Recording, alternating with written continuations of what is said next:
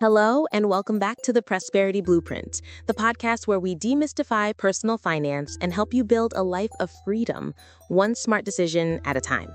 I'm your host, Alexa. And I'm Sam. And Alexa, I've got to be honest with you and our listeners today. I am feeling called out. I saw this video and it was like someone had a hidden camera in my house, in my car, and especially in my online shopping cart. Well, Sam, you're not alone. I think every single one of us at some point has fallen into at least a few of these financial traps. The goal today isn't to make anyone feel bad. It's the opposite. It's about awareness. It's about recognizing these patterns so we can break them. And that's why I'm excited to dive into this. This video outlines 10 common money habits that keep people from building wealth. And we're going to go through each one, not just by stating the problem, but by really unpacking the why behind it and giving our listeners practical step-by-step solutions. Exactly. This isn't about shaming anyone for their spending. It's about understanding the psychology of money and the systems we can put in place to work for us, not against us. Because true wealth isn't just a number in a bank account. Right. The video ended by talking about the wealth trinity: family, fitness, and freedom. I love that. Money is just the tool that helps you secure those things. 100%. So, are you ready to kick things off with habit number 1? Let's do it. I'm ready to be reformed. Okay. Habit number 1, paying yourself last. Sam, describe this for our listeners. What does this look like in the real world? Oh, it looks like getting your paycheck on a Friday. You see that number hit your bank account, and immediately your brain starts doing the math. Okay, there's the rent, that's $1,500, then the car payment, $400, then utilities, maybe $200, groceries for the week, $150. Oh, and I gotta pay off that credit card from last month, that's $300. You go down the list, you pay everyone else, and whatever is left over, if anything, you say, okay, I'll save this. And what usually happens to that leftover amount? It vanishes. Poof. It gets eaten by a random Amazon purchase, a couple of extra nice dinners out, that subscription you forgot to cancel. It's not that you're irresponsible, it's just that life happens. Saving becomes an afterthought, and afterthoughts rarely get acted upon. Precisely. You've put everyone else's claims on your money, your landlord, your car lender, the electric company, ahead of your own future self. You've made your financial security the lowest priority. The solution to this is one of the oldest and most powerful rules in personal finance. Pay yourself first. I've heard that phrase a million times, but I think a lot of people, including me, don't really know what it means in practice. Does it mean just transferring $50 when I remember? No, not at all. That's the key. It's not a suggestion, it's a system. Paying yourself first means that the very first transaction that happens after your paycheck arrives is an automatic transfer of a predetermined percentage of your income into a separate savings or investment account. So before I even see the money, before I even think about paying bills, it's already gone to my future self. Exactly. You're treating your savings like a non-negotiable bill. The most important bill you have, the one you pay to yourself. So how do you start? Step 1, decide on a percentage. It doesn't have to be 20% right out of the gate if that's terrifying. Start with 5% or even 1%. The habit is more important than the amount at the beginning. Okay, 5% feels manageable. So if I make $3,000 a month, that's $150. Right. Step 2, automation. This is the magic. You log into your bank's online portal and you set up an automatic recurring transfer on the 1st and 15th of every month, or whenever you get paid. $150 gets moved from your checking account to your savings account. You don't think about it.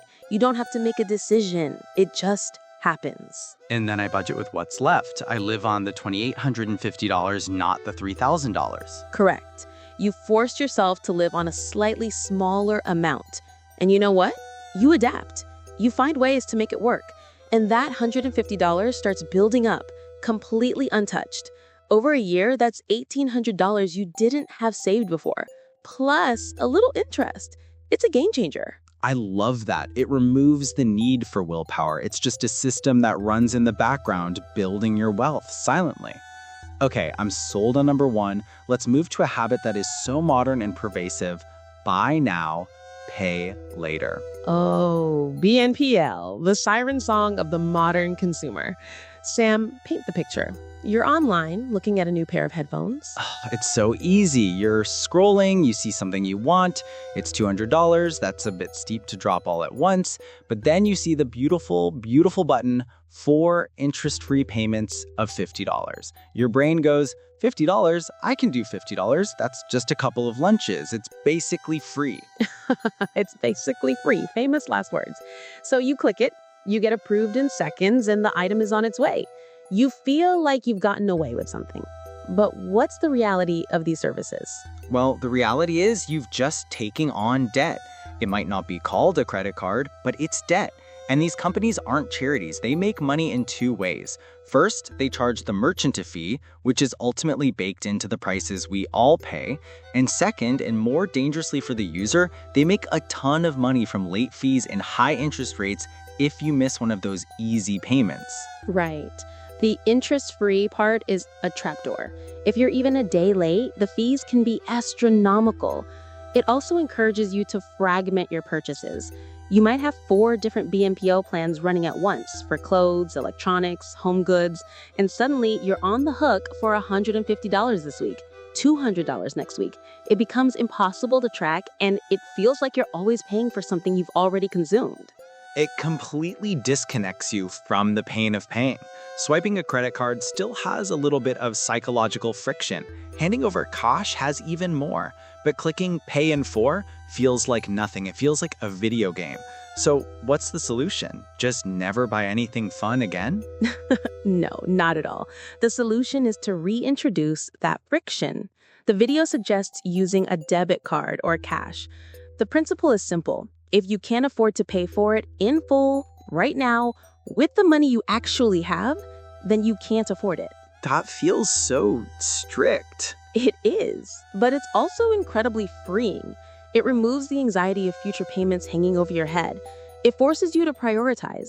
Instead of buying 4 $50 things now, you save up that $200 and buy the one thing you really want.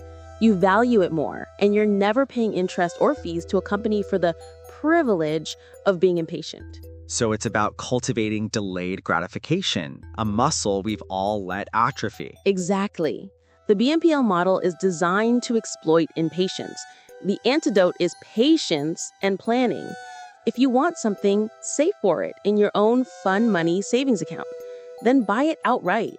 You'll enjoy it more, and you'll own it 100% with no strings attached. Powerful stuff.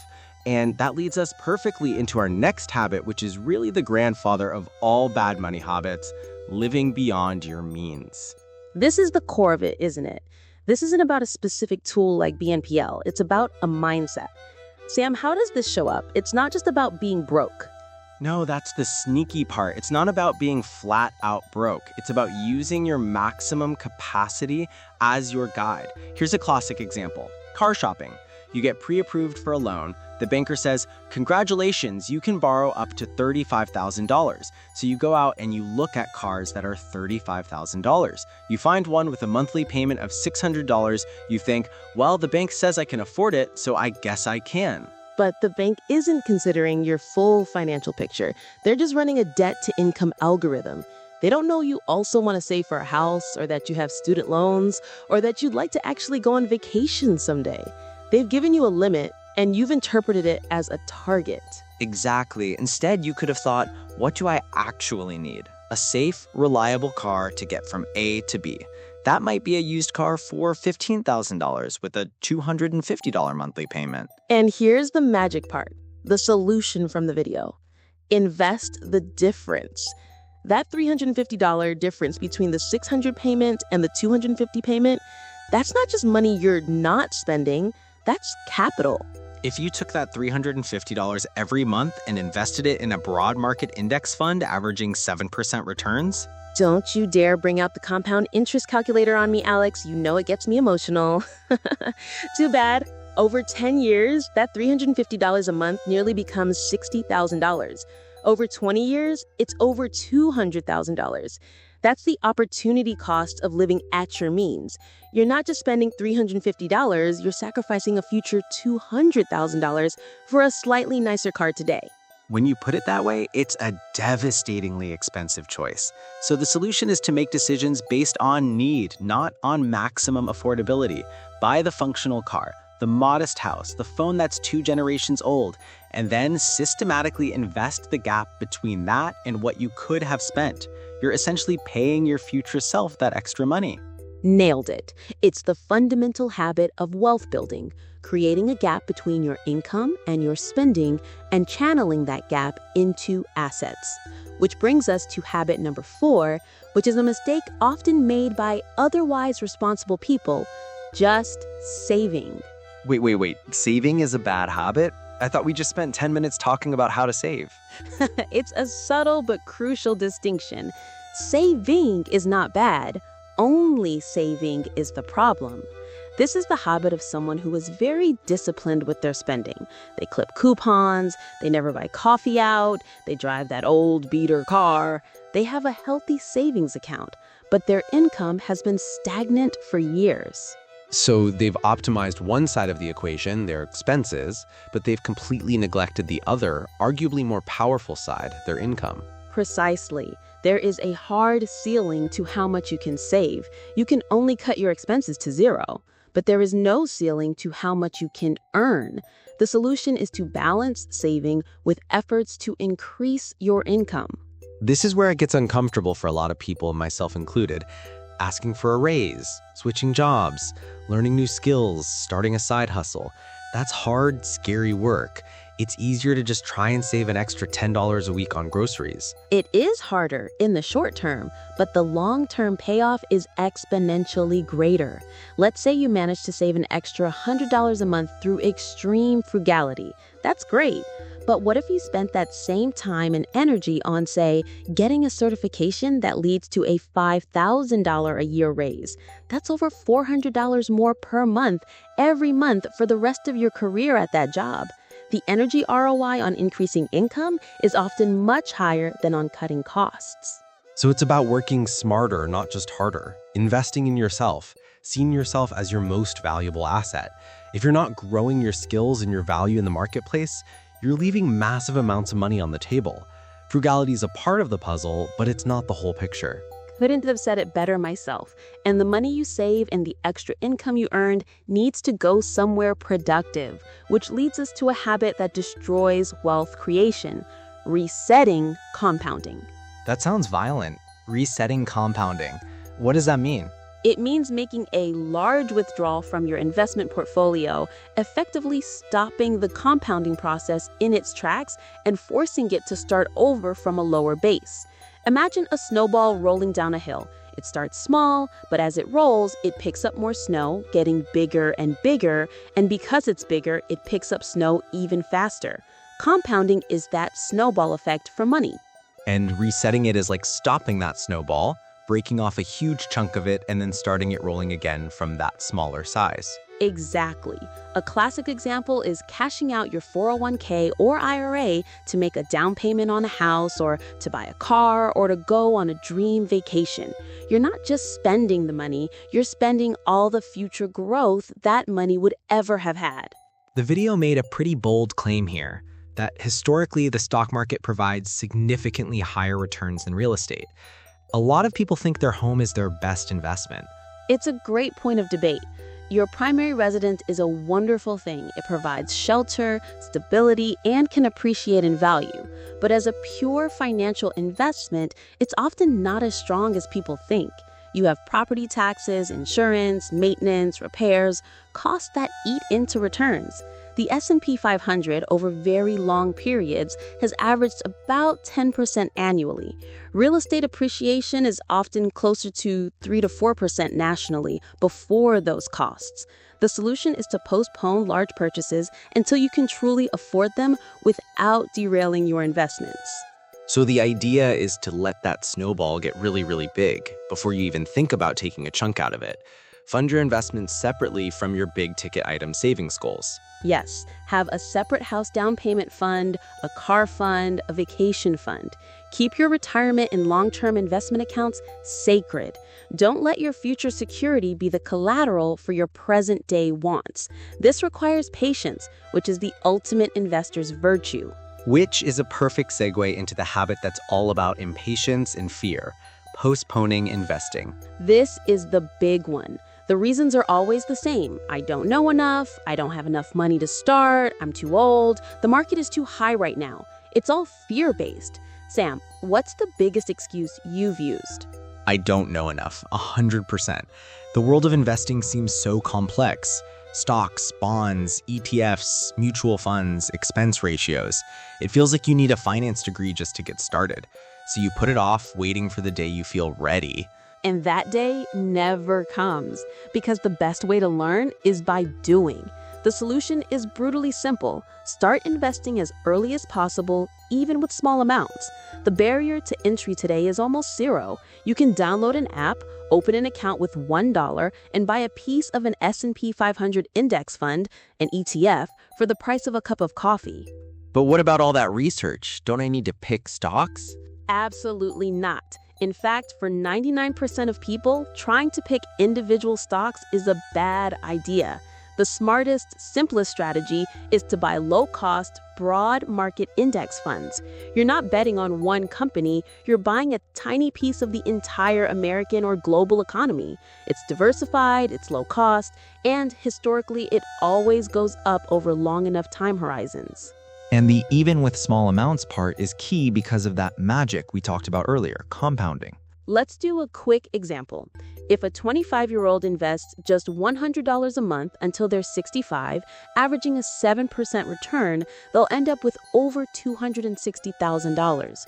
But if they wait until they're 35 to start, they'll only have about $120,000. That 10-year delay costs them over $140,000. Time is the most powerful ingredient in the recipe. Starting early with a little is almost always better than starting late with a lot. So the mantra is just start. Don't overcomplicate it. Open a brokerage account, set up an automatic transfer of $50 a month, and buy an ETF like VOO or VTI. Set it and forget it. The habit of investing is more important than the amount at the beginning. Exactly. And to make those investments grow, you have to know where your money is going today, which is habit number 7, failing to measure. This is the one I'm most guilty of. It's the ignorance is bliss approach to money. If I don't look at my credit card statement, I didn't really spend that money, right? If only it worked that way. The problem is, without tracking, you have no idea where your money is actually going. You might think you spend $200 a month on eating out, but it's actually $500. You might not realize that your 20 different $10 to $20 subscriptions add up to $300 a month. You're flying blind. And as the old business saying goes, what gets measured gets managed. You can't change what you don't acknowledge. So what's the solution? A detailed line item budget that makes you want to tear your hair out? It doesn't have to be that painful anymore. The solution is to track your expenses, and technology makes this easier than ever. You can use apps like Mint, Personal Capital, or You Need a Budget. They connect to your bank accounts and credit cards and automatically categorize your spending. So the goal isn't necessarily to stick to a rigid budget on day one. The first goal is just awareness. Just look at the data for a month without judgment. See where the money is actually going. The insights can be shocking. They are. And once you have the data, you can make empowered decisions. Wow, I spend $150 a month on coffee. I'm okay with that because I love it. Or I spend $100 a month on apps I never use. I'm canceling those right now. It's not about restriction. It's about aligning your spending with your values. Tracking gives you the power to do that. And a lot of those values get hijacked by our next habit, which is a deep-seated psychological one, keeping up with the Joneses. This is the comparison trap. It's fueled 100% by social media. You see your friend on Instagram on a fancy vacation, so you feel you need one too. Your neighbor buys a new SUV, so your 5-year-old car suddenly feels shabby. It's this endless, exhausting race to appear a certain way. It's spending money you may not have to buy things you may not need to impress people you may not even like. Oof, that's a powerful line, and it's so true. The solution is to avoid comparing yourself to others and focus on your own financial goals and happiness. This is way easier said than done. It requires a real shift in mindset. How do you even begin to do that? First, do a social media detox. Unfollow accounts that make you feel inadequate or envious. Second, get crystal clear on your own goals. What does financial freedom mean to you? Does it mean retiring early, working a job you love even if it pays less, traveling the world? Write it down. When you have a powerful personal why, someone else's what becomes a lot less interesting. Third, learn to be genuinely happy for other people's success without feeling like it diminishes your own. Their journey is not your journey. Your only competition is who you were yesterday. Focusing on your own progress is incredibly motivating and stops the comparison game in its tracks. Beautifully said. And part of your journey is making sure the government doesn't take more of your progress than necessary, which is habit number 9, tax inefficiency. This one sounds boring and complicated. Tax efficiency. It's for rich people with accountants, right? That's what they want you to think, but it's for everyone. This isn't about illegal tax evasion. This is about legal tax avoidance, using the rules of the tax code to your advantage. The problem is that most people just take the standard deduction and don't think about it until tax season, leaving thousands of dollars on the table over a lifetime. So what are some simple ways to be more tax efficient? The biggest one is using tax advantage accounts. If your employer offers a 401k, and especially if they offer a match, that is the number one priority. You're reducing your taxable income now and getting free money. Then there's IRAs, traditional or Roth, HSAs, health savings accounts, which are triple tax advantage, and 529 plans for college savings. So the solution is to research and implement tax-efficient strategies. But the video also had a great caveat. Prioritize increased income over exaggerated tax avoidance schemes. Yes, this is crucial. Don't let the tax tail wag the dog. Don't avoid making an extra $10,000 because you'll be in a higher tax bracket and lose money. That's not how progressive taxation works. You always take home more money. Focus on making more money first, then focus on the smartest ways to keep it. Got it. Make a big pie, then worry about how to slice it. Don't settle for a tiny pie just because you get to keep a slightly bigger percentage of it. Perfect analogy. And finally, we arrive at the habit that knocks down people just as they start to make progress: lifestyle inflation. This is the silent dream killer. You finally get that big raise you worked so hard for, a 20% bump. You think, I've arrived. Now I can get the nicer apartment, lease the new car, upgrade my wardrobe, eat out at fancier places. And before you know it, your expenses have risen by 20% to match your new income. You're making more money, but you're no better off. You're just living a more expensive life. The savings rate hasn't changed. The wealth building gap hasn't increased. It's all for nothing. It's so tempting, though. You've worked hard, you feel you deserve to reward yourself. And you should. The key is moderation. The solution is to increase your living standards more slowly than your paycheck increases and maintain a fixed savings rate. Let's say you get a 20% raise. The goal is to maybe allow your lifestyle to inflate by 5%. Take the other 15% and automatically increase your savings and investment contributions. So you still get to enjoy the fruits of your labor, a nicer meal, a better vacation, but the majority of the new income gets channeled directly into building your future. You get to have your cake and eat it too, just a smaller, more reasonable slice of cake while you put the rest of the batter in the oven for later. I love the cake analogy. That's exactly it. It's about conscious spending. You're choosing where to let your lifestyle inflate based on your values, rather than letting it inflate indiscriminately across the board. So there we have it, everyone. The 10 money habits that keep people poor. Paying yourself last, buy now, pay later, living beyond your means, just saving, resetting compounding, postponing investing, failing to measure, keeping up with the Joneses, tax inefficiency, and lifestyle inflation. And those habits combine to create what Bill Unknowingly calls the poverty trinity: losing your money, losing your health, and losing your family. But more importantly, we've talked about the solutions. It all boils down to a shift in mindset, from short-term thinking to long-term planning, from scarcity to abundance, from competing with others to competing with your past self. And the goal, as the video said, isn't just to be rich. It's to achieve that wealth trinity: family, fitness, and freedom. Money is the tool that gives you the freedom to focus on your relationships, your health, and your passions. So don't get overwhelmed. Pick one habit, just one. Maybe it's setting up that automatic transfer to pay yourself first. Maybe it's deleting those BNPL apps. Maybe it's spending 30 minutes this weekend tracking your expenses. Master one habit and then move to the next. Small, consistent actions create massive change over time. That's the real secret to prosperity. Thanks for joining us on this deep dive, everyone. We hope you found it helpful. If you did, please share it with a friend who might need to hear it. Let's break these habits together. Until next time, keep building your blueprint. See you, everyone.